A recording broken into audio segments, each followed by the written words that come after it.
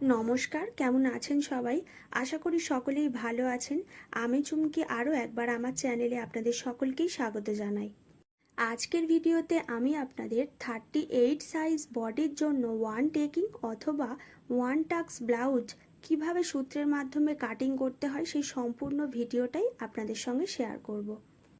আর আপনারা যদি এর সেলাইয়ের ভিডিওটি দেখতে চান তাহলে এই ভিডিওর ডেসক্রিপশন বক্সে গেলেই আপনারা ভিডিওর লিঙ্ক পেয়ে যাবেন, অথবা আপনারা আই বাটনে ক্লিক করলেও ভিডিওর লিঙ্ক পেয়ে যাবেন।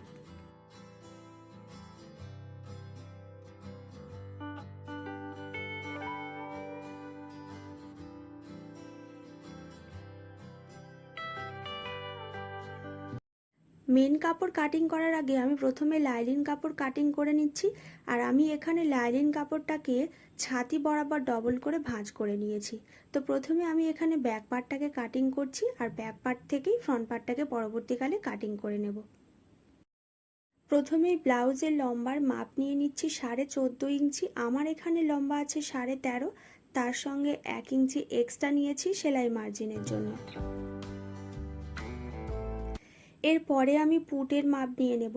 যেহেতু পিঠটা এখানে ডিপ করব সেই কারণে পুটের মাপটা আমি এখান থেকে নিয়ে নেব 5.5 ইঞ্চি। সবসময় কিন্তু পিঠের ডিপ অনুযায়ী পুটের মাপটা নিতে হয়। এরপর টেপটাকে এইভাবে রেখে 6 ইঞ্চিতে আর্মহোলের জন্য দাগ দিয়ে দিচ্ছি। এখান থেকেই কিন্তু আমি ছাতির 4 ভাগ নেব। ছাতি আগেই বলেছি 38 ইঞ্চি, তাকে 4 দিয়ে ভাগ করলে হবে 9.5। তার সঙ্গে আরও 2 ইঞ্চি সেলাই মার্জিন রাখব। আর্মহোলের শেপটা 1 ইঞ্চি ওপর থেকে এইভাবে হালকা করে নিচের দিকে শেপটা দিয়ে দিচ্ছি। কোমরের 4 ভাগ নিচ্ছি। কোমর আছে 32, তার 4 ভাগ হচ্ছে 8, তার সঙ্গে 2 ইঞ্চি সেলাই মার্জিন, আর ব্যাক পার্টে টেকিং দেওয়ার জন্য আরও 1 ইঞ্চি এক্সট্রা নিচ্ছি। এরপর আমি গলা চওড়ার মাপটা নিয়ে নেব। তো আমি এখান থেকে 1.5 ইঞ্চিতে চওড়ার মাপটা রাখছি। এরপর পিঠের ডিপের মাপটা এখান থেকে নিয়ে নিচ্ছি আমি 9.5 ইঞ্চিতে। এখানে চওড়ার মাপটা রাখছি 3 ইঞ্চি।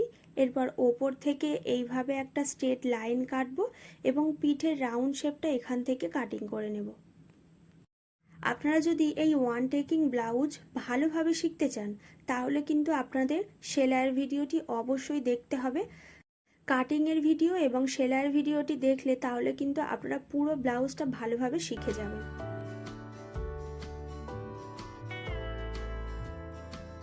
এরপর আমি ব্যাক পার্টটা থেকেই কিন্তু ফ্রন্টের পার্টটা কাটিং করে নেব।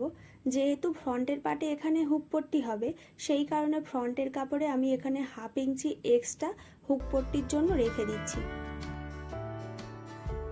এই 1/2 ইঞ্চি এক্সট্রা রেখে দিয়ে এরপর কিন্তু আমি ব্যাক পার্টটা বসিয়ে যেমনটা মাপ আছে সেই মাপ বরাবর দাগ দিয়ে দেব।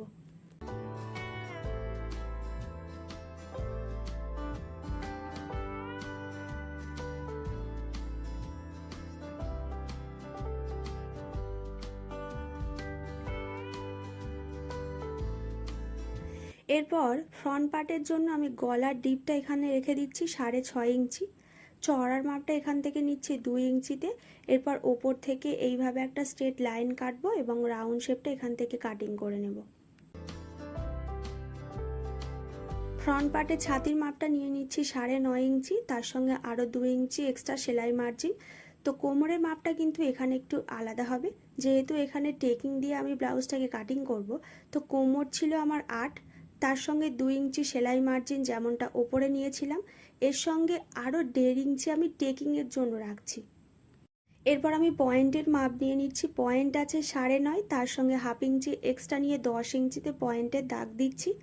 এরপর এখান থেকে আমি কাপ সাইজের মাপ রাখছি 4 ইঞ্চিতে। 38 সাইজ বডির জন্য 4 ইঞ্চি কাপ সাইজ পারফেক্ট। কোমরের কাছেও 4 ইঞ্চিতে দাগ দিয়ে দেব। এরপর এই দুটো পয়েন্ট এইভাবে মিলিয়ে নেব। এখানে দেখুন কোমরের কাছে যে 1.5 ইঞ্চি আমি টেকিংয়ের জন্য এক্সট্রা রেখেছিলাম সেই 1.5 ইঞ্চিটা এখান থেকে আমি মিডিল থেকে 2 ভাগ করে নেব এবং 2 সাইডে 1.25 ইঞ্চি করে দাগ দিয়ে দেব।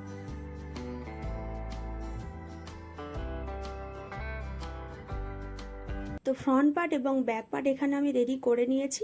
এরপর আমি হাতার পার্টটা কাটিং করছি। হাতার পার্ট কাটিং করার জন্য লাইলিন কাপড়টাকে প্রথমে ডবল করে এইভাবে ভাঁজ করেছি। এরপরে মিডিল থেকে আরও একবার এইভাবে ভাঁজ করে নিচ্ছি। প্রথমে হাতার লম্বার মাপ নিয়ে নিচ্ছি এখান থেকে 11 ইঞ্চিতে। আমার এখানে লম্বা আছে 10, তার সঙ্গে 1 ইঞ্চি এক্সট্রা সেলাই মার্জিন নিয়েছি। এরপর এখান থেকে 3 ইঞ্চিতে আরও একটা দাগ দেব। আর এই যে 3 ইঞ্চিতে দাগ দিলাম, এখান থেকে একটা মাপ নিতে হবে। তো আমি এখানে ফ্রন্ট পার্ট থেকে মাপটা নিয়ে দেখাচ্ছি। ছাতির মাপ নেওয়ার পরেও এখান থেকে 2 ইঞ্চি সেলাই মার্জিন নিয়েছিলাম। এরপর শোল্ডার থেকে এইভাবে টেপটাকে রেখে এই পর্যন্ত মাপটা নিতে হবে। তো আমার এখানে কত মাপ আসছে? 7 ইঞ্চি 3 পয়েন্ট। আমি এখান থেকে 7 ইঞ্চি 3 পয়েন্টে দাগ দেব। এরপর 2 ইঞ্চি সেলাই মার্জিন এখান থেকেও নিয়ে নেব। এরপর আমি মুহুরির হাফ নিয়ে নিচ্ছি। মুহুরি আছে 11, তাকে হাফ করলে হবে 5.5, তার সঙ্গে 2 ইঞ্চি সেলাই মার্জিন। এরপর আমি লাইনিং কাপড়গুলি মেন কাপড়ের ওপরে বসিয়ে সমস্ত পার্টগুলো কাটিং করে নিয়েছি।